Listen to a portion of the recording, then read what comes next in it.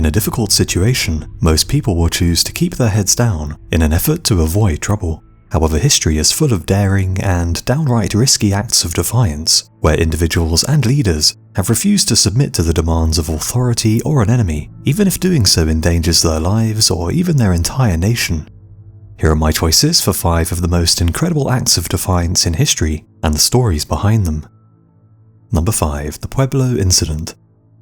Publicly insulting a regime which is infamous for its brutality and inhumanity is a course of action that few of us would be brave enough or foolish enough to undertake. Yet, with their very existence in the hands of captors who had little regard for human life, the crew of the USS Pueblo risked everything in a daring and public display of defiance that won the imagination of the world, as despite enduring 11 months in a North Korean prison camp, where torture, indoctrination, and abuse were a normal part of their daily routine, the sailors used staged propaganda events to their own advantage, inserting innuendos and gestures that their captors did not recognize or understand into photos and recordings in an attempt to humiliate them on the world stage. Their risky actions a dramatic sideshow in a wider crisis that brought the world to the brink of nuclear war. The Pueblo was an intelligence-gathering ship that had been dispatched in January 1968 on a routine mission to intercept and record North Korean wireless transmissions from the safety of international waters, and as long as she remained at a distance of at least 12 miles from shore, would ordinarily be unlikely to face any real danger from the nation her crew were spying on. However, these were far from ordinary times. Although the Korean War had already been over for 15 years, diplomatic relations between the United States and North Korea remained non-existent. With the North still determined to seize the entire Korean peninsula, and with the United States already overextended by its fight against the spread of communism in Vietnam, North Korea believed that now was the perfect opportunity to destabilize the South without fear of US retaliation. On January 21, 1968, a group of North Korean infiltrators launched a daring assassination attempt on the South Korean president, coming within 100 meters of his official residence before being cut down in a hail of gunfire. In response, the shaken South Korean president placed his forces on a war footing and pleaded with the US to retaliate. However, with the war in Vietnam already escalating, the Americans were reluctant to risk conflict on a second front. When the USS Pueblo was spotted by 2 North Korean fishing trawlers on January 22, 1968, her captain was unaware of the rapidly escalating situation unfolding on land, with the attempt on the South Korean president's life having taken place just the night before. The next day, on January 23rd, the Pueblo was approached by a North Korean Navy vessel which claimed that the US ship had strayed into their territorial waters and demanded she surrender or be fired upon. The Pueblo was reportedly 15 miles from the coast, which was well beyond the 12-mile limit recognized by international law as the border between international waters and sovereign territory. However, North Korea claimed that their territorial waters extended to an incredible 50 miles from its shores, and so in the minds of the North Korean sailors, the Pueblo was violating their territory. Fitted with just 2 machine guns, and with all ammunition stored below decks, the lightly armed USS Pueblo stood little chance of successfully resisting against an enemy force which had now been joined by several more vessels and 2 MiG-21 fighters, and after being raked by gunfire which killed 1 sailor and injured 9 others, and with no backup on the way, the captain decided to surrender his ship so as to save the rest of his crew's life. North Korean sailors boarded the Pueblo, bound and blindfolded her 82-man crew, and towed the ship to the nearest harbour, where the prisoners were charged with spying and paraded like war trophies in front of enraged locals. Some in the US government demanded that President Johnson threaten nuclear war should the prisoners not be released immediately. However, others urged caution, recognizing that such rhetoric might prove counterproductive and actually endanger the lives of the American hostages. A whole host of options were considered, ranging from blockades to a full-scale invasion of the North. However, ultimately a show of force was settled upon, with the US deploying 3 aircraft carriers and 14,000 additional troops to South Korea.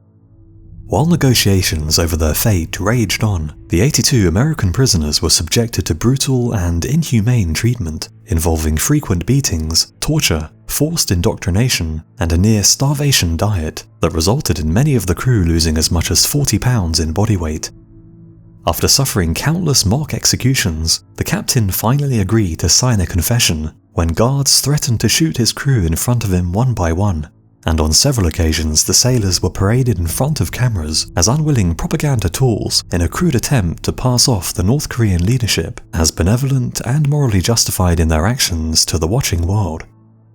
It was during these staged media events that the crew managed to undermine the efforts of their hosts and use the state's propaganda machine for their own ends, subtly inserting innuendos, jokes, and sarcastic language into their statements and confessions, and most famously of all putting their lives on the line by brazenly showing the middle finger to their captors when facing the cameras, a gesture which they told the North Koreans was a Hawaiian good luck sign. Such an act was incredibly risky. However, the photos passed the unwitting censors, and the prisoners' gesturing went undetected until an American magazine published the photo and gave the game away by praising the crew for their courage, leading to the North Koreans discovering the real meaning behind the middle finger and unleashing a terrible week of punishment on the Pueblo's crew as retribution for making fools of them in front of the whole world. With the crew losing hope that they would ever see home again, negotiations between the US and North Korea finally resulted in an agreement that brought the 11-month ordeal to an end, securing the release of the crew and pulling the world back from the brink of war after the United States agreed to issue a formal apology, a confession of guilt, and a promise never to spy on North Korea again. The apology was later retracted after the crew returned home safely, yet the USS Pueblo itself is still moored in Pyongyang to this day as a museum and propaganda showpiece, and as it was never decommissioned by the Navy, is the only serving US vessel held captive in foreign hands. Number 4. The Spartan's Reply.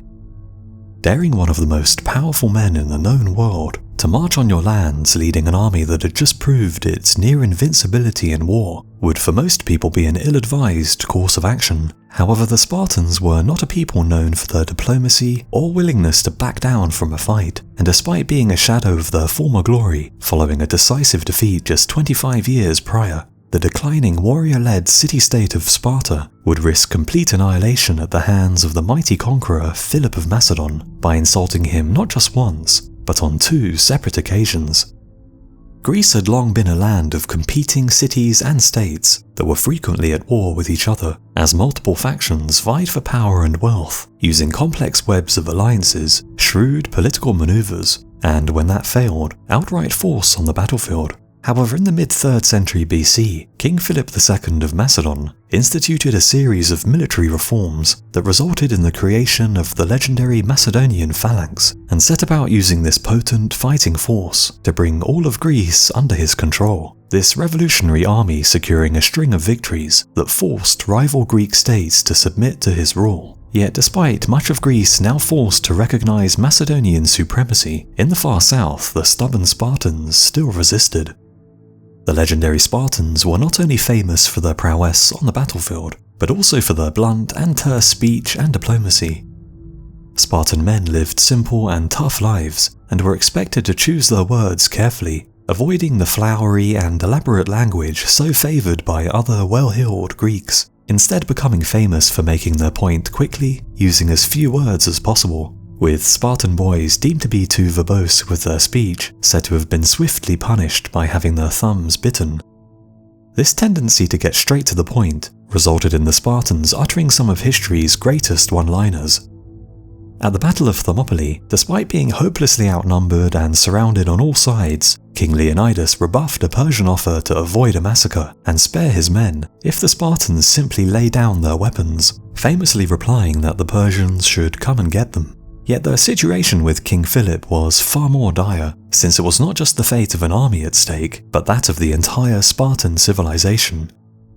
With most of Greece already under his control, the Macedonian king sent an emissary to the defiant Spartans in the south to see if there might be a possibility of bringing them into his fold without the need for a costly fight, which would spill the blood of yet more fellow Greeks, valuable soldiers who would be desperately needed in the planned future invasion of Persia.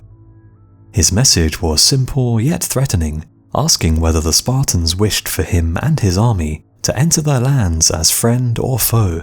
But true to their nature, the Spartans' reply was even simpler, containing just a single word: neither.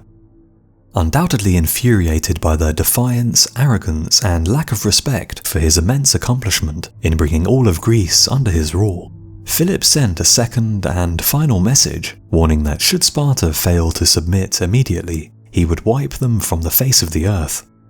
His ultimatum read, "Submit without further delay, for if I bring my army into your land, I will destroy your farms, slay your people, and raze your city." Once again, the Spartans' reply contained just a single word, "if." Although proud, the Spartan leaders are sure to have known that should Philip march against them, they would stand virtually no chance of resisting him. The days when Spartan soldiers inspired fear and awe in their enemies were now firmly in the past, after a crushing defeat on the battlefield 25 years earlier, which saw Spartan power broken and her city-state reduced to little more than an irrelevant relic of the past. Should Philip invade, utter destruction would be the likely outcome, but the Spartans defied the mighty conqueror nonetheless, the risky message practically goading him into unleashing their annihilation. Yet incredibly, despite such a reckless insult, Philip and later his son Alexander the Great chose to focus their attention elsewhere, never returning to threaten Sparta again. Perhaps viewing Sparta as a poor backwater that was more trouble than it was worth, they instead focused their attention on long-held plans to use the most powerful Greek army in history to subjugate the old enemy, the vast and wealthy Persian Empire in the east. Number 3. August Landmesser. Nazi-governed Germany was not the kind of place where acts of defiance against the leadership went unpunished, and in a society where anyone failing to demonstrate complete submission to authority was likely to face a rapid and violent end, any outward display of lack of reverence for the Führer can be seen as a brave but risky move, especially when you are the lone dissenter in a sea of obedience. Yet that's exactly what the man in this remarkable photo did, brazenly refusing to salute the arrival of Adolf Hitler at his place of work, despite the blind compliance of his colleagues. This powerful act of defiance, part of a deeply personal tragedy, where in a time when war would eventually claim the lives of over 60 million people, such immense numbers of deaths can be hard to fathom. Yet the sad story behind the man in the photo disturbingly highlights the wider suffering that the conflict would unleash upon the world. 1930s Germany was a chaotic and ruined nation following the destruction of the First World War, which had shattered the economy and burdened her people with massive reparations. By 1932, as many as 6 million were unemployed, and with the Great Depression in full swing, Adolf Hitler and his National Socialist Party tapped into dissatisfaction with the status quo to position himself into power. Believing the old adage that it's not what you know but who you know, like so many others, August Landmesser joined the Nazi Party in 1931, hoping to network within this up-and-coming political organization and use his newfound connections to secure a well-paying job that would lift him out of the grinding poverty he'd endured for so long. After all, without a secure source of income, no man could hope to build and support a family of his own. His plan worked, and he eventually found well-paying work at a shipyard in Hamburg. Yet little did he know that this growing political party would bring about the doom of everything he held dear. Landmesser had been part of a team working on the shipyard's latest vessel, and on June 13th, 1936, she was ready to launch, yet this would be no ordinary launching ceremony. The ship was named after Horst Wessel, one of the leaders of the SA stormtroopers, who acted as the Nazi Party's paramilitary wing, providing security for party officials, while at the same time aiding their cause by disrupting the assemblies and rallies of their political opponents. Wessel had been murdered by communists in 1930, his death in the line of duty elevating him to the status of martyr within the Nazi Party, and so the launching of the ship bearing his name called for the attendance of only the party elite. Deputy leader Rudolf Hess gave a stirring speech at the ceremony, flanked by Wessel's mother and none other than Adolf Hitler himself. As the mother of the ship's namesake christened the vessel with a bottle of champagne, the watching shipyard workers uniformly unleashed enthusiastic salutes, with many no doubt awed to be in the presence of the Führer. This ordinarily unremarkable moment was captured by a watching cameraman in a photo that decades later would become iconic not because of the crowd, but because of August Landmesser and the act of defiance that could have so easily endangered his life. Standing within a sea of unbroken salutes, the squinting landmesser seems unimpressed by the spectacle before him, his arms firmly crossed as he looks confidently ahead, steadfastly refusing to join his colleagues in paying tribute to their Führer, and making no effort at all to disguise his defiance. Defiance which could have caught the eye of party officials and placed his job and even his life in jeopardy. The infamous Hail Victory salute was adopted by the Nazi Party in the 1930s and soon became a compulsory greeting for all Germans as a demonstration of loyalty to the party, the state, and the Führer.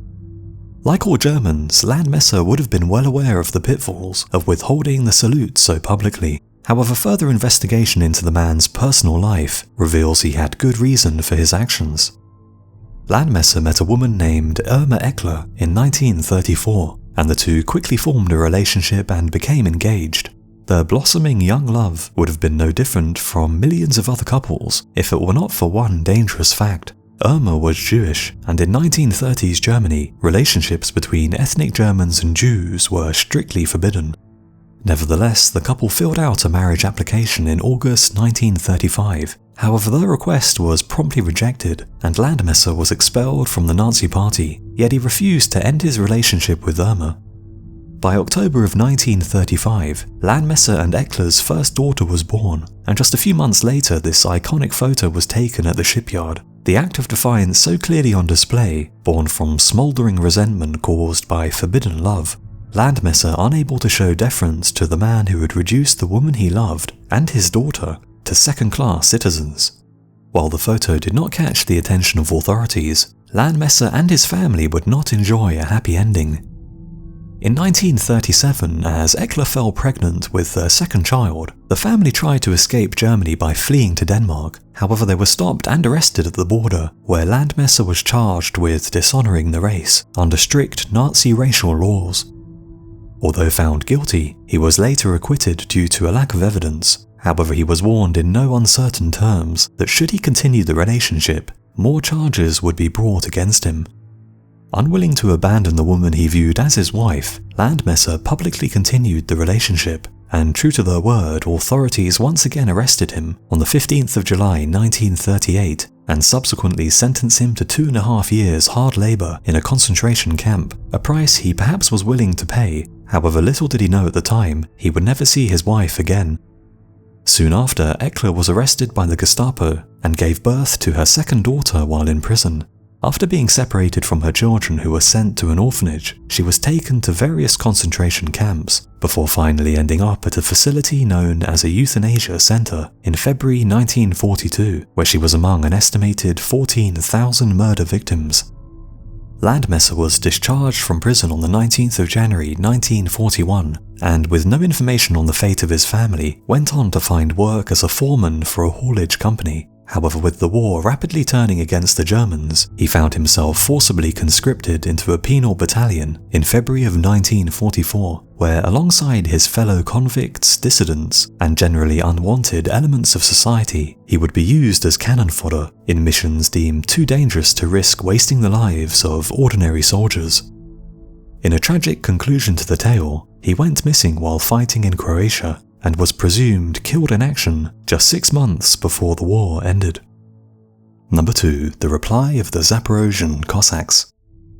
The most powerful man in the world is not the kind of person you want as your nemesis, and most people would easily cave in to any demands such a man might make. Yet despite ruling over one of the largest empires the world has ever seen, and being in complete control of an army that had already vanquished countless past foes, Sultan Mehmed IV of the Ottoman Empire was unable to intimidate the Zaporozhian Cossacks of modern-day Ukraine into voluntarily submitting to his rule. Yet rather than just reject the Sultan's offer, the proudly independent, freedom-loving Cossacks penned a defiant reply that has gone down in history as one of the most insulting diplomatic messages ever sent. The tirade of mockery and downright abuse contained within the letter, making a bitter and very personal enemy of the mightiest leader on earth, a man who had the means, and now the motivation, to wipe you and your kin from the face of the earth. By the mid-17th century, Sultan Mehmed IV's reign had seen the Ottoman Empire expand to its greatest extent within Europe, with the Sultan overseeing a string of conquests that brought parts of Russia, Ukraine, Hungary and Poland under the control of his empire, which already stretched as far afield as Iraq, Egypt and North Africa. The Ottomans now stood as the most powerful force in the world, and only a pan-European alliance known as the Holy League stood between the Sultan and complete domination of all of Europe. On the offensive on all fronts, the Sultan's global ambitions were limitless, yet on his vast empire's obscure border regions with modern-day Russia and Ukraine, a wild and fierce people known as the Cossacks were proving to be a distracting and troublesome thorn in his side. A word which literally means free man in Turkish, Cossacks were a people unwilling to live under the stifling dominion of Polish aristocrats, preferring life on the wild steppes in an area around the Crimea between Poland and Russia that was practically a no-man's land and one of the few places in Europe where a man could live outside of the control of powerful kings and emperors. For a Zaporozhian Cossack, freedom was valued above all else. However, their time of living off the radar of the Ottoman Sultan in the south was coming to an end. On the hunt for riches and plunder, groups of Cossacks had been conducting raids against neighbouring Crimean Tatars who were under the protection of the Ottoman Sultan, with some even sacking Ottoman border towns. These cross-border raids continued unchecked, growing in number and scope, until the more daring ones even reached as far as the mighty Ottoman capital of Constantinople. Sultan Mehmet IV decided that action had to be taken against the Cossack menace, and so he sent a threatening letter to their leader, Ivan Serko, demanding that the Cossacks cease their raids and willingly submit to his authority. After all, should it come to war, an Ottoman victory was inevitable, since countless other mighty kingdoms had already fallen to the Sultan's armies, so what hope could this band of rustic outlaws possibly have against his invincible war machine? The lengthy letter contained a grand list of all of the Sultan's official titles and lofty positions, clearly demonstrating the power and authority the man wielded. Power and authority which could easily be turned against the Cossacks if he so wished, swiftly bringing about their demise. Yet the Zaporozhian Cossacks were not the kind of men who responded well to threats. According to the legend, Ivan Serko gathered his men to pen a group reply to the Sultan. However, this letter would be no ordinary diplomatic communication. Knowing full well that their message would be read by the most powerful man on earth, each man did his best to make the letter as insulting as possible, each line rhyming with the other and parodying the Sultan's many grandiose titles in an effort to maximize his humiliation and anger. The vulgar parodies and numerous expletives mocked the Sultan's many boastful claims, calling him a scullion, thief, hangman, fool, and idiot, and even insulting his mother. A famous painting currently on display at the State Russian Museum of St. Petersburg captures the Cossacks' brainstorming session. However, there is still debate about whether or not the letter was real or a masterful piece of later propaganda, since no original document has ever been found. If it was real, there is also no record of the Sultan's reaction to such an insulting piece of mockery. However, any retribution which he might have wanted to unleash against the Cossacks never materialized, since an Ottoman army mutiny in 1687 led to him being deposed from power and replaced by his brother, the man who once wielded near unlimited power, spending his final days under house arrest before his death in 1693. Number 1. Tankman. Amidst nationwide protests that threatened to unseat the Chinese establishment, a lone man faced down a column of tanks advancing towards him head-on, unsure whether the soldiers inside the armoured hulks would simply crush him beneath their tracks, as on the morning after a brutal government crackdown that ended the lives of as many as 10,000 protesters, the death of one more unknown civilian would be little more than an irrelevance. This brave act of defiance carried out by a man who some 30 years later still remains unidentified, not only becoming one of the 20th century's most iconic images, but also demonstrating to the world how the actions of a single individual can leave an enduring legacy. Since the chaotic days of Chairman Mao's Great Leap Forward, which saw millions perish, Communist China in the 1980s was a country experiencing rapid economic development and social change. However, the economic reforms which had led to such progress had also created great dissatisfaction amongst the poor and working class, who felt that the changes had only benefited the elites at the top of society, and many began to openly question the legitimacy of the country's one-party political system.